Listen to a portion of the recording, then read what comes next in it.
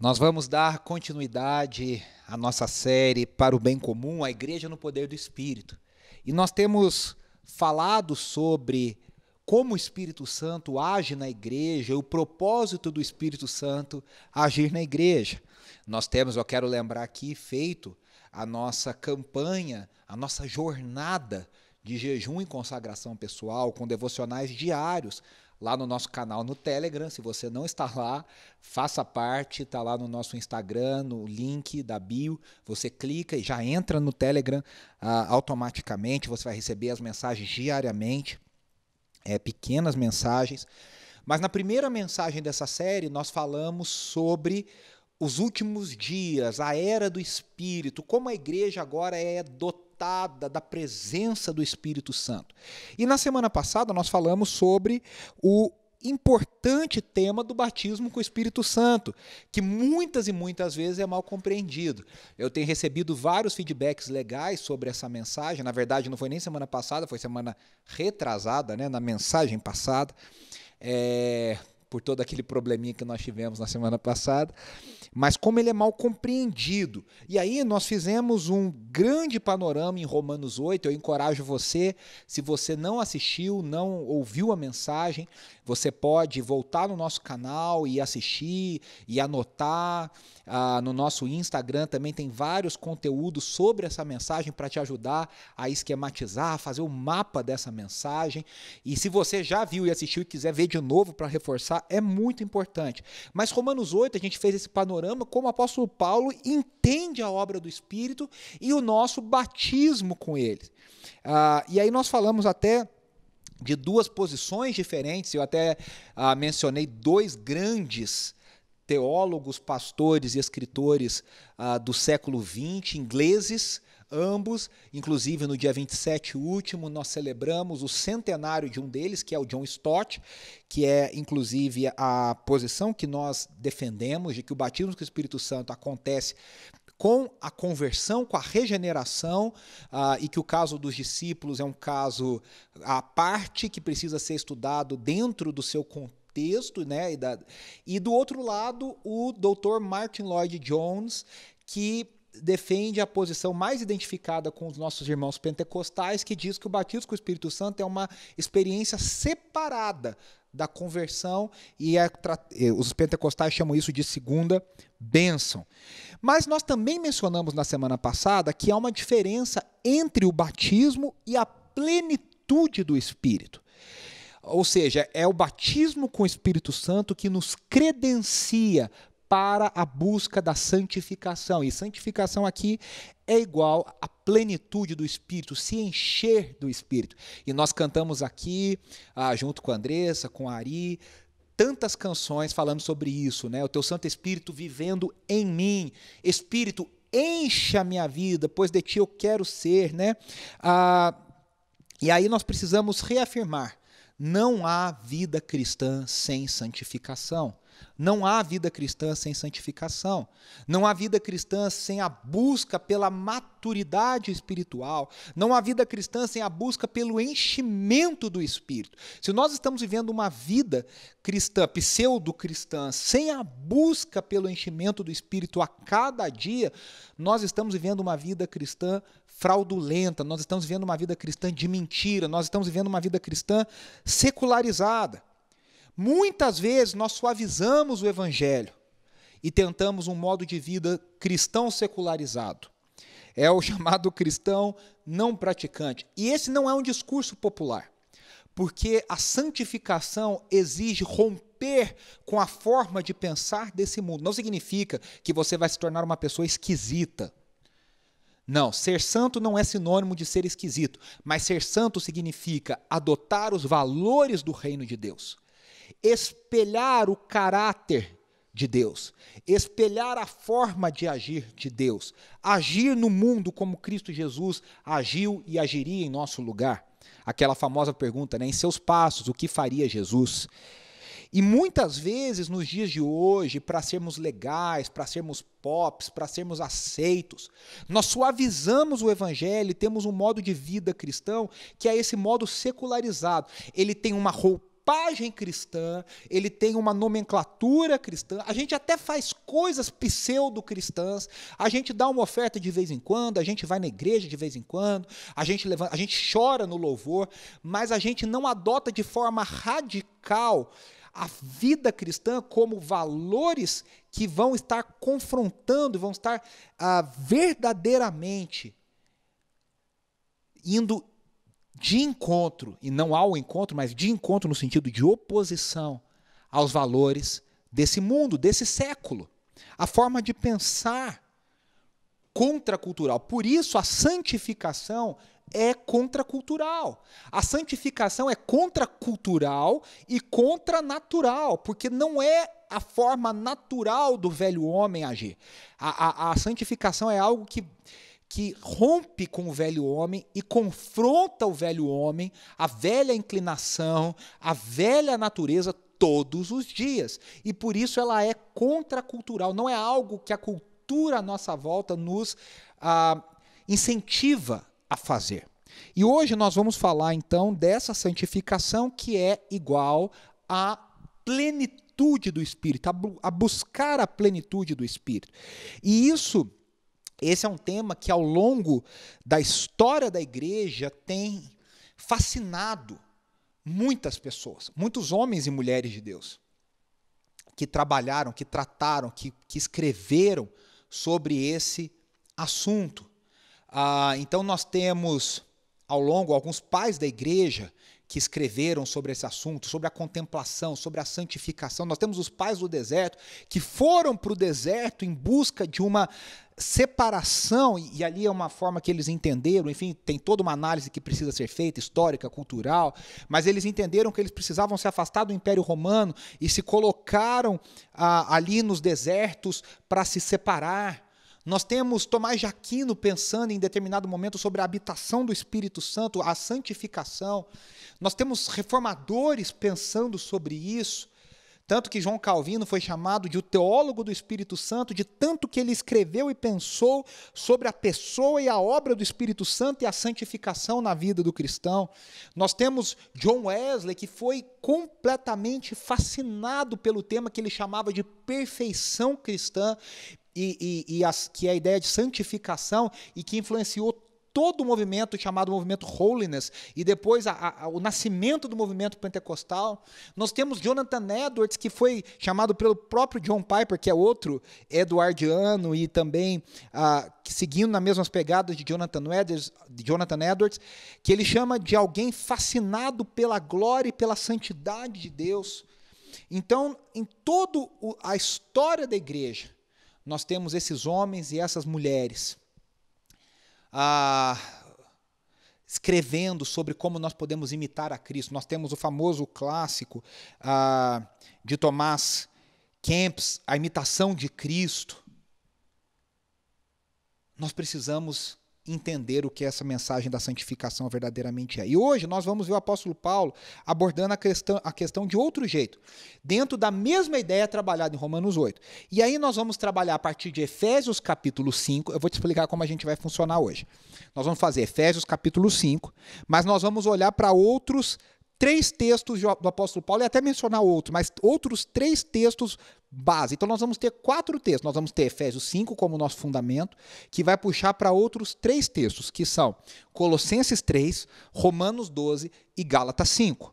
Então nós vamos fazer, eu vou ler agora esses 4 textos, esses 4 pedaços, e nós vamos caminhar entre eles, acho que vai ser muito legal. Então nós vamos começar com Efésios 5, de 15 a 21. E o apóstolo Paulo diz: tenham cuidado com a maneira como vocês vivem, que não sejam como insensatos, mas como sábios, aproveitando ao máximo cada oportunidade, porque os dias são maus. Portanto, não sejam insensatos, mas procurem compreender qual é a vontade do Senhor. Não se embriaguem com vinho que leva à libertinagem, mas deixem-se encher pelo Espírito, falando entre si com salmos, hinos e cânticos espirituais, cantando e louvando de coração ao Senhor, dando graças constantemente a Deus Pai por todas as coisas, em nome de nosso Senhor Jesus Cristo. Sujeitem-se uns aos outros por temor a Cristo. Aleluia. O texto co-irmão desse de Efésios está lá em Colossenses 3, 1 a 17. Aqui é o trecho maior que eu quero ler, mas preste muita atenção. Portanto, já que vocês ressuscitaram com Cristo, procurem as coisas que são do alto, onde Cristo está sentado à direita de Deus. Mantenham o pensamento nas coisas do alto e não nas coisas terrenas. Olha a distinção que o apóstolo Paulo sempre faz das coisas do alto, das coisas terrenas. É a mesma coisa quando ele chama das coisas do espírito, que são as coisas do alto, com as coisas da carne, que são as coisas terrenas. Pois vocês morreram e agora a sua vida está escondida com Cristo em Deus. Quando Cristo, que é a sua vida, for manifestado, então vocês também serão manifestados com ele em glória. Assim, façam morrer, olha só, tudo que pertence à natureza terrena de vocês. Natureza terrena é igual a coisas terrenas. E olha o que faz parte dessa natureza terrena. Imoralidade sexual, impureza, paixão, desejos maus e a ganância, que é a idolatria.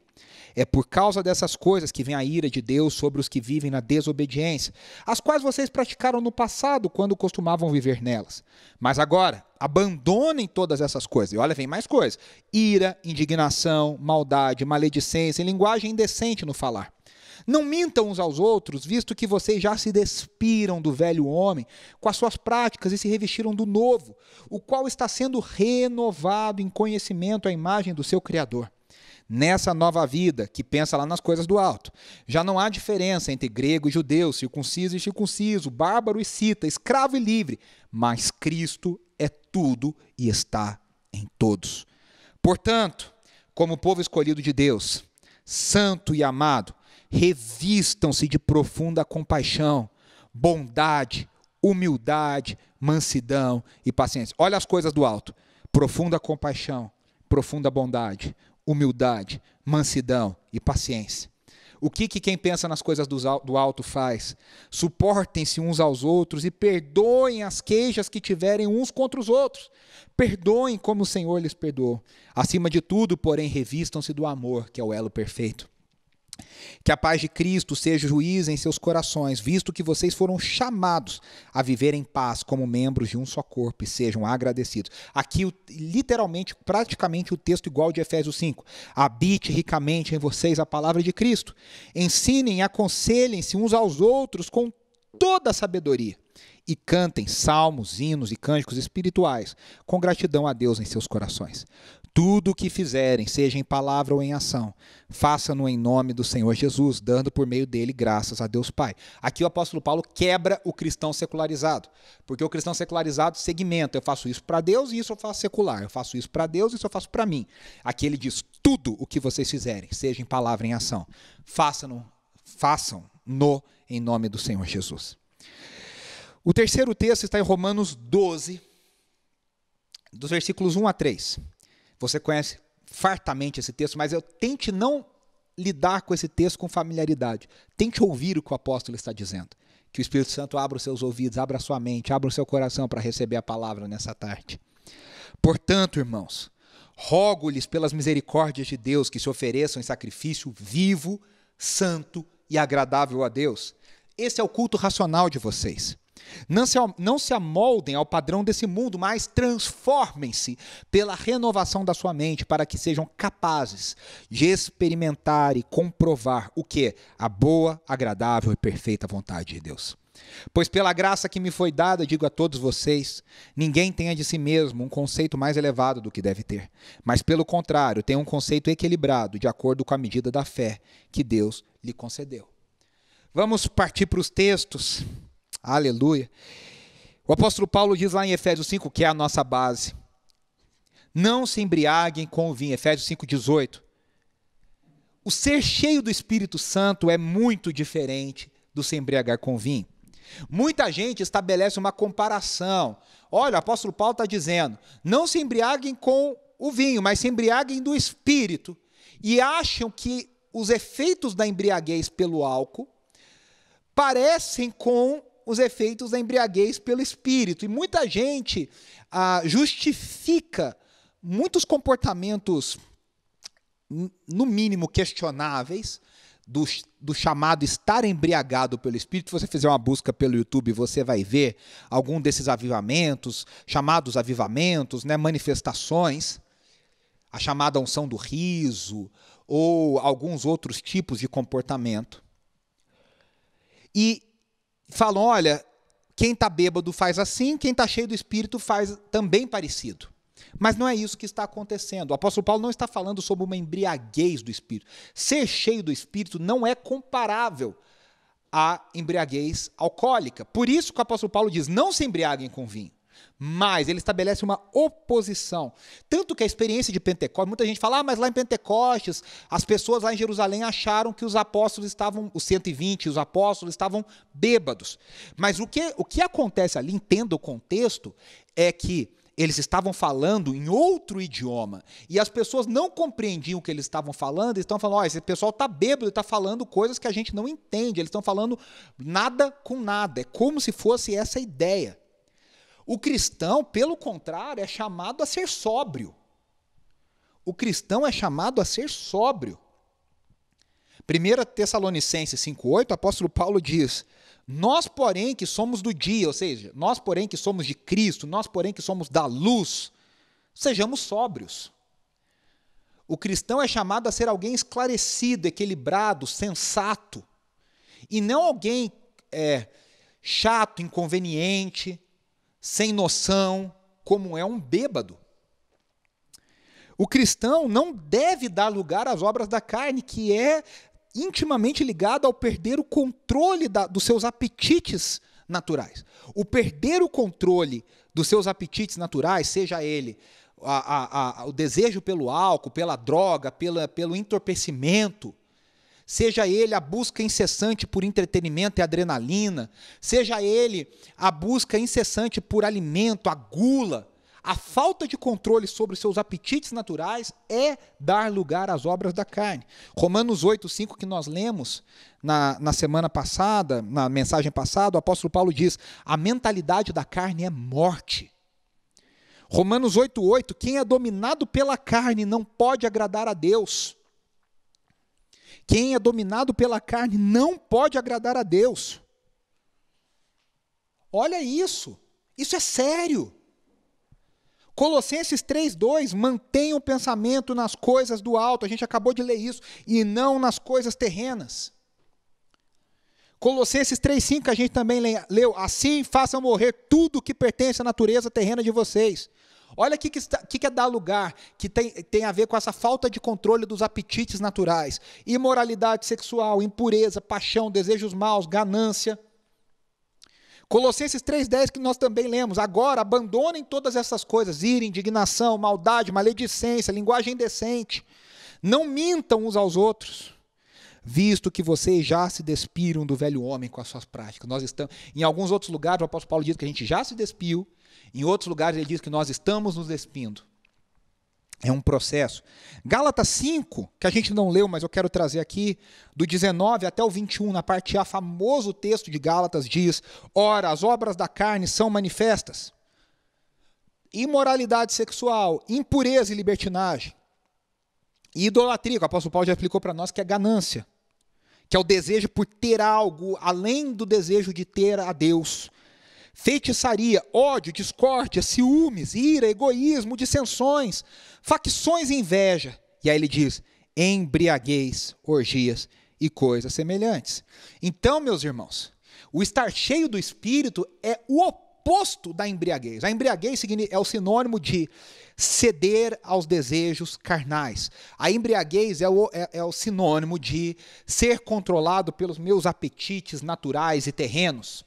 O ser cheio do Espírito é pensar nas coisas do alto, é não ser controlado pelas coisas naturais, é não ser controlado pelas coisas terrenas.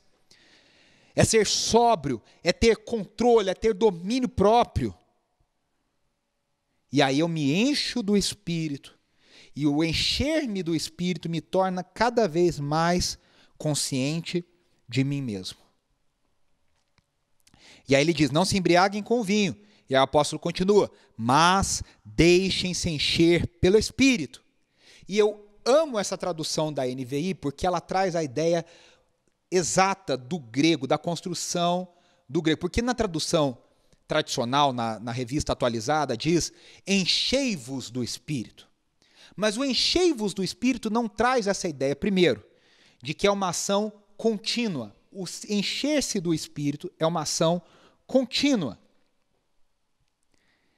ela deve acontecer sempre. Nós vamos falar disso daqui a pouco. E ela também não traz a ideia do processo de que eu estou envolvido nessa ação. Não é algo que Deus faz sozinho, mas eu também participo nesse processo iniciado em Deus. Então a primeira coisa que a gente vê aqui é uma ordem. Deixem-se encher, está no imperativo. A plenitude do Espírito Santo não é opcional, mas ela é obrigatória, ela é mandatória para o cristão. E cá entre nós, no mundo de hoje, não é politicamente correto falar que nada é obrigatório, porque a gente coloca a liberdade do indivíduo acima de tudo. E aqui não tem liberdade. O apóstolo Paulo diz, você é de Cristo. Quem é de Cristo está cheio do Espírito de Cristo. E quem é de Cristo quer se encher cada vez mais do Espírito de Cristo. Então ela é uma ordem, ela é mandatória. Segundo, ela está no plural. Deixem-se. Significa, não é para alguns, mas é para todos. Lembre-se que nós falamos na mensagem passada em Romanos 8. Todos os que são filhos de Deus estão cheios do Espírito de Deus. O Espírito de Deus testifica que eles são filhos. E aí lembra que eu até citei o Stott? Não se sabe se nós somos filhos e por isso temos o Espírito ou se nós temos o Espírito e por isso somos filhos. O fato é que os filhos de Deus todos são cheios do Espírito. E ela está na voz passiva, que significa eu também sou um agente nessa transformação. Eu não sou cheio do Espírito automaticamente. Eu sou unido em Cristo pelo batismo com o Espírito. E essa é uma ação monergista, ou seja, totalmente de Deus. Vamos dizer, quase que no automático. Agora, a santificação é uma ação sinergista que requer a participação humana. Claro, o ser humano não tem capacidade de se encher pelo Espírito sozinho, mas ele precisa cooperar na ação de Deus. E no grego está no presente. Olha, não é deixai-vos. Está no presente, na ideia de deixem-se. O que significa? Se fosse um imperativo no aoristo, ou seja, o aoristo é um tempo, é uma conjugação no grego que nós não temos no português, que ela dá uma ideia de uma ação completada no passado. Ela foi completada no passado. Mas ela aqui está, no caso, está no imperativo, que é uma ordem, no presente. E essa ideia significa que é uma ação contínua. E o apóstolo Paulo fala nesses textos que nós lemos outras frases, outros imperativos no presente. Quer ver? Que fala da mesma ideia. A santificação é algo que eu e você participamos. Romanos 12:1, leia aí comigo. Se ofereçam em sacrifício vivo. Romanos 12:2, mas transformem-se pela renovação da sua mente. Veja, se ofereçam, transformem-se, presente, imperativo no presente, no plural, e é uma ordem. Colossenses 3:5, façam morrer tudo que pertence à natureza terrena de vocês. Colossenses 3:10, e se revestiram do novo. Regeneração e batismo com o Espírito Santo aqui. O qual está sendo renovado. Está acontecendo agora. Outra coisa, esse ser cheio do Espírito está mais associado a uma nova forma de viver do que a sinais e maravilhas. Muitas vezes, quando se fala sobre o Espírito Santo, as pessoas pensam em dons miraculosos, em sinais miraculosos, em milagres. Isso é maravilhoso. Isso acontece. Nós vamos falar sobre isso na semana que vem, começar a falar sobre isso na semana que vem. Mas o apóstolo Paulo é muito claro a dizer que o ser cheio do Espírito tem menos a ver com sinais miraculosos e mais a ver com uma nova forma de viver, uma nova lei moral, uma nova ética, que é a santificação. É estar com a mente voltada para o que o Espírito deseja. Por isso que Romanos 12:2 diz renovação da sua mente. Não significa que é só a mente que Deus quer, Deus não quer. Não, é a mente que é transformada, renovada, atinge o coração, atinge as afeições. E isso produz um novo jeito de olhar o mundo, um novo jeito de viver e de entender a vida. Por isso que em Romanos 8:6 nós vimos na última mensagem a mentalidade do Espírito é vida e paz. Romanos 8:6 diz isso. A mentalidade do Espírito. Em outros lugares o apóstolo Paulo diz a mente de Cristo. Nós temos um jeito de pensar que agora é o jeito de pensar das coisas do alto. O cristão, da mesma forma, e aqui fica uma advertência para nós, que pode se encher do Espírito, ele pode apagar o Espírito. A gente não pode se desligar do Espírito. Isso não. Nós somos selados. mas nós podemos apagar, diminuir a sua influência. 1 Tessalonicenses 5,19 diz: não apaguem o Espírito. Num contexto que o apóstolo Paulo está falando sobre o que é a vida do ser cheio do Espírito. O que é a vida da pessoa cheia do Espírito? Ele diz, uma advertência: não apaguem o Espírito. Efésios 4,30, o capítulo um pouquinho antes desses versículos que nós lemos no início, diz, que é o nosso texto base: não entristeçam o Espírito. Entristecer o Espírito é sinônimo de apagar o Espírito. É diminuir a sua influência sobre nós. Esse é um perigo real. É possível ser cristão e entristecer o Espírito. É possível ser cristão e apagar o Espírito. É possível ser cristão e viver com baixa influência do Espírito na vida. E aí, depois do imperativo, vem 4 verbos no gerúndio, que mostram como nós devemos nos encher do Espírito. O primeiro é falando entre si, e fala sobre a comunhão restaurada. Olha o que acontece, é o primeiro resultado de ser cheio do Espírito Santo. Qual é o primeiro resultado? Não é que você sai pulando, girando, rodando no manto, não. O primeiro resultado daquele que é cheio do Espírito é que ele tem a comunhão restaurada, a vontade de ter relacionamentos restaurados. A igreja de Cristo é um corpo, é relacionamento, é gente. Por isso que o amor tem a primazia na nova vida em Cristo. Por isso que Gálatas 5 diz que o primeiro fruto do Espírito é o amor. Olha só, Gálatas 5,13 na parte B diz: pelo contrário, sirvam uns aos outros mediante o amor. O cristão cheio do Espírito é aquele que serve o próximo. Ah, que coisa linda. Colossenses 3,14, que nós lemos: acima de tudo, porém, revistam-se do amor, que é o elo perfeito. O fruto do Espírito gera um comportamento que promove comunhão. O cristão cheio do Espírito tem uma nova forma de viver, e essa nova forma de viver é uma forma de relacionamentos. É uma forma que quer estar com o outro, quer abraçar o próximo, quer fazer a diferença no outro. Eu não tenho um conceito maior de mim mesmo. Olha o que diz Gálatas 5, 22 e 23a, que é o famoso texto do fruto do Espírito. Diz: mas o fruto do Espírito é amor, alegria, paz, paciência, amabilidade, bondade, fidelidade, mansidão e domínio próprio. Alegria, linguagem da celebração. Porque nós temos a certeza da presença de Deus conosco. Por isso que o cristão é alegre. O cristão cheio de Espírito é alegre, porque ele tem certeza que Deus está conosco, está consigo, né? Está com ele. Paz, pois sabemos que fomos reconciliados com Deus. Nós temos paz com Deus. Paciência, a gente suporta a provação com paciência, porque a gente sabe que ela vai produzir em nós maturidade. Amabilidade é ser misericordioso um com o outro. Bondade, o oposto da perversidade. Eu vou até pedir para a gente colocar isso no nosso Instagram. Os frutos do Espírito, para você ter anotado bonitinho. Vai no Telegram também. Quem quiser, vai esse conteúdo no Telegram também. Fidelidade significa confiar em Deus e nos apegarmos a Ele. Mansidão é a pessoa que não é egocêntrica, mas ela é amorosa, porque ela estende misericórdia sobre o outro. Domínio próprio, controle sobre os apetites. Lembra que eu disse, o cristão cheio do Espírito é alguém que tem domínio próprio. Isso é Gálatas 5. Colossenses 3,12 diz: portanto, como povo escolhido de Deus, nós falamos isso no início, santo e amado, revistam-se de profunda compaixão, bondade, humildade, mansidão. E essa comunhão é espiritual.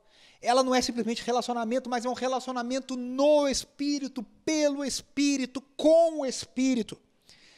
Por isso que Colossenses 3,16, na parte B, diz: ensinem e aconselhem-se uns aos outros. Esse relacionamento é um relacionamento de ensinamento. Veja, a igreja tem os seus ministros, tem os seus pastores e mestres, apóstolos, profetas, mas isso não significa uma hierarquia, porque na igreja de Cristo todos estão em posição de serem ensinados e serem exortados, e todos, inclusive os apóstolos, e todos estão na posição de ensinarem e exortarem. E aí ele fala, né? Então, essa comunhão, falando entre si, falando o quê? com salmos, hinos e cânticos espirituais, cantando e louvando. Aí nós temos a comunhão restaurada e nós temos uma adoração renovada. É o segundo fruto do Espírito. É o segundo resultado do ser cheio do Espírito. É uma adoração renovada. Então a comunhão edificante, a comunhão espiritual agora se manifesta primeiramente num culto de adoração público renovado. O primeiro lugar onde nós vemos essa comunhão dos céus, esses relacionamentos dos céus, do alto acontecendo na terra, é num culto de adoração. Ah, meus irmãos, e como a gente quer estar junto. Se Deus quiser, em breve a gente vai ter notícia sobre isso.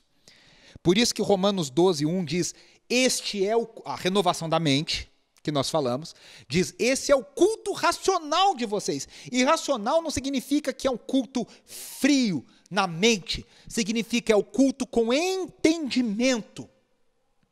É um culto que é fruto de entendimento. Por isso que alguns lugares traduzem como culto espiritual. Ele é espiritual e ele é racional porque é um entendimento no espírito. Por isso que esse culto é vivo, santo e agradável, assim como a vontade de Deus. Olha que coisa maluca. Colossenses 3,16 diz, habite ricamente em vocês a palavra de Cristo.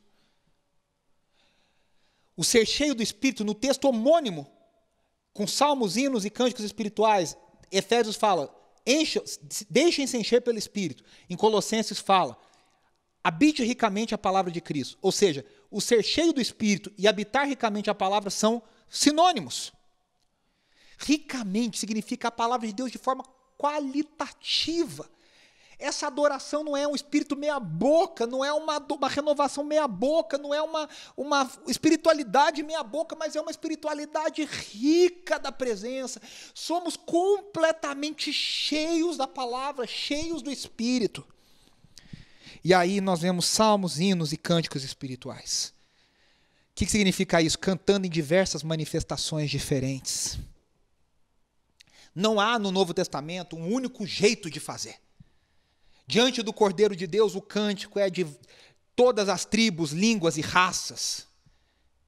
O conteúdo do cântico é de glória ao Cordeiro, mas o jeito que esse cântico se manifesta, meus irmãos, é diferente. Entre africanos e asiáticos e americanos, e norte-americanos e sul-americanos e europeus, é diferente. É com banda, é com coral, é com orquestra, é a capela. Os salmos, a gente canta a palavra. A gente canta a palavra de Deus inspirada na boca daquele salmista, naquelas orações que nós já até falamos aqui. Os hinos, nós somos encorajados a compor nossa poesia com beleza, com palavras. A partir da palavra de Deus, nós somos encorajados a cantar a nossa adoração. Por isso que o Novo Testamento traz vários momentos cânticos, hinos da igreja primitiva. Está lá em Colossenses 1, está lá em Filipenses capítulo 2, está lá em Romanos capítulo 11, hinos que a igreja usava, hinos cristológicos. A partir dos salmos, essa linguagem nos dá vocabulário, nós construímos a nossa poesia. Tantos cânticos que nós cantamos aqui na EB Metrô, lindos, que são composições inspiradas pelo Espírito no coração de compositores humanos que com beleza colocam a sua poesia. E cânticos do Espírito, aqui, meus irmãos, é algo que eu acho que a gente não assimila da forma correta. É uma manifestação de êxtase do Espírito, são cânticos espontâneos, são cânticos que fluem, que o Espírito gera em nós. Isso está lá em 1 Coríntios 14, 26, que o apóstolo Paulo diz, portanto, e ele está falando do culto público em 1 Coríntios 14, tá? Ele está falando da confusão que havia na igreja de Corinto, no culto, e ele diz, portanto, que diremos, irmãos? Quando vocês se reúnem, cada um de vocês tem um salmo ou uma palavra de instrução, uma revelação, uma palavra em língua ou uma interpretação. Tudo seja feito para a edificação da igreja. Olha, esse ambiente do Espírito, com interpretação, com língua, com revelação, traz o cântico do Espírito. Isso é, olha, me arrepia, isso é poderoso.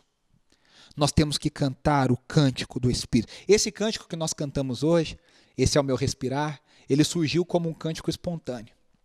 na Vineyard, lá nos Estados Unidos, há muitos anos atrás, no final dos anos 80. Ele surgiu como um cântico espontâneo. E aí o apóstolo Paulo diz que a gente fala os salmos, hinos e cânticos espirituais de coração. É com intensidade, é com tudo que temos. Colossenses 3:23 diz: tudo o que fizerem, façam de todo o coração.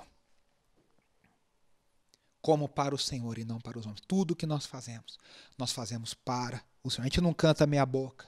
A gente não louva meia boca. A gente não se entrega meia boca. Na vida cristã é de todo coração.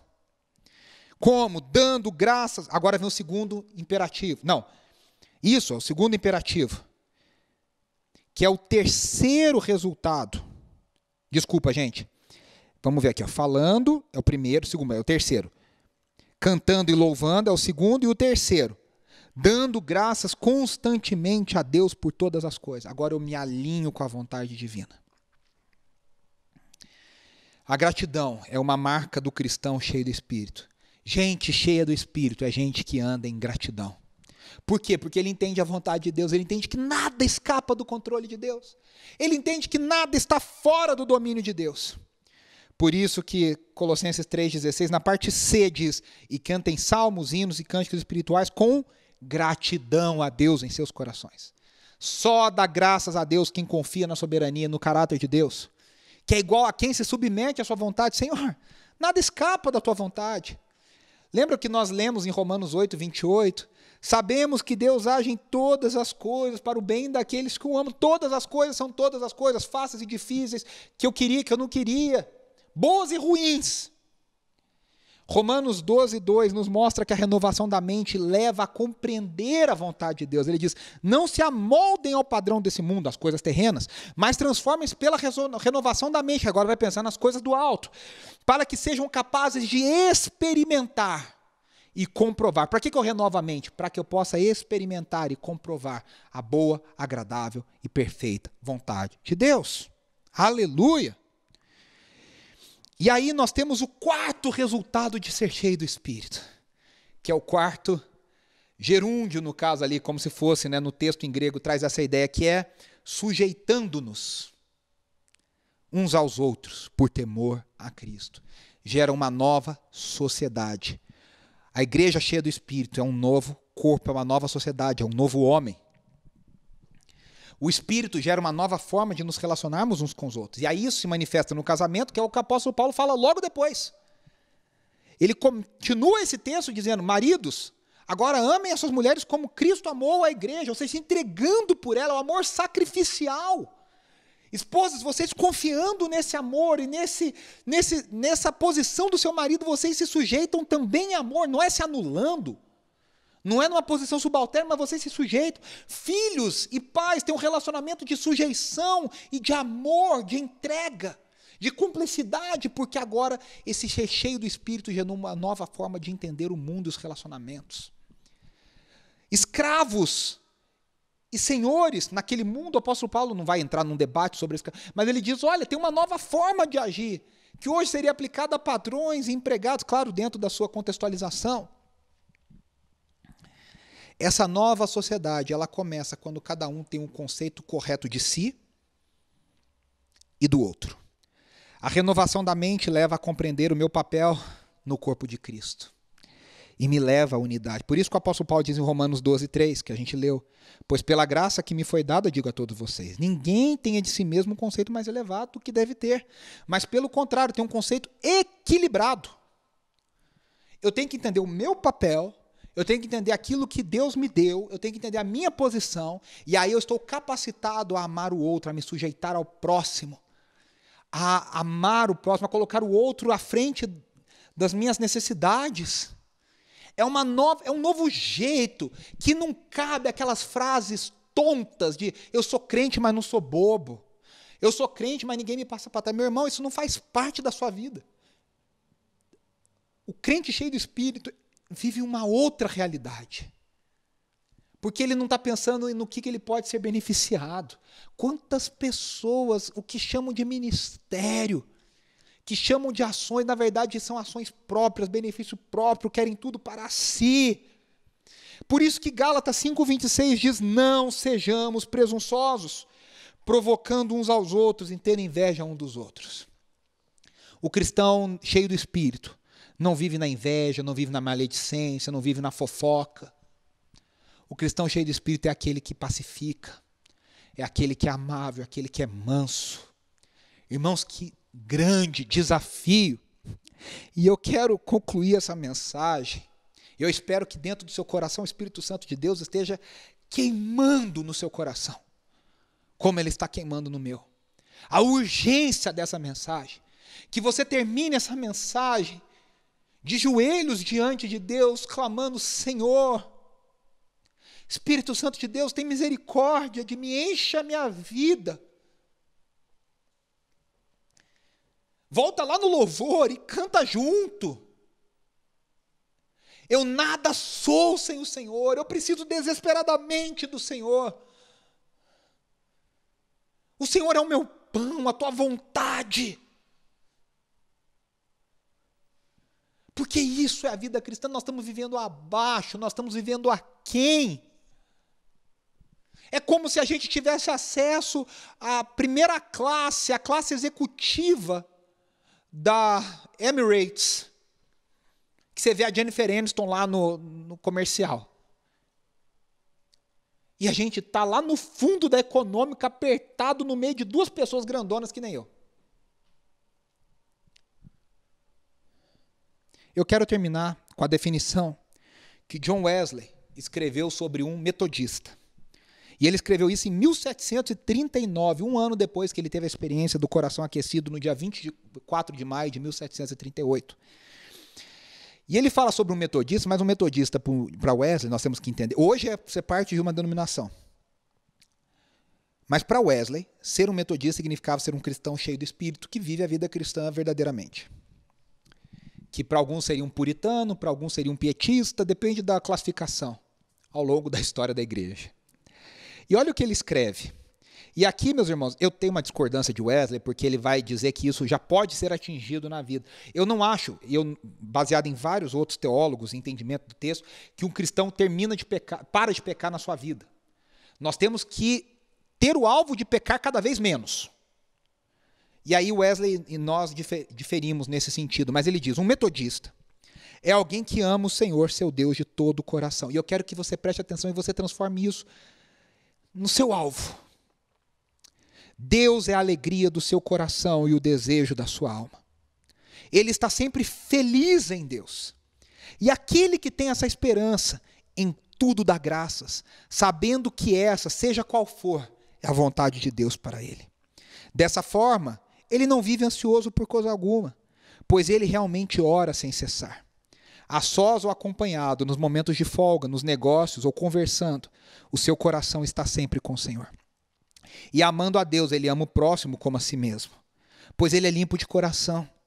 O amor purificou-lhe o coração da inveja, malícia, ira e toda inclinação ruim. Todos os motivos de discórdia de sua parte são extirpados, pois ninguém pode lhe tirar o que deseja, já que ele não ama este mundo.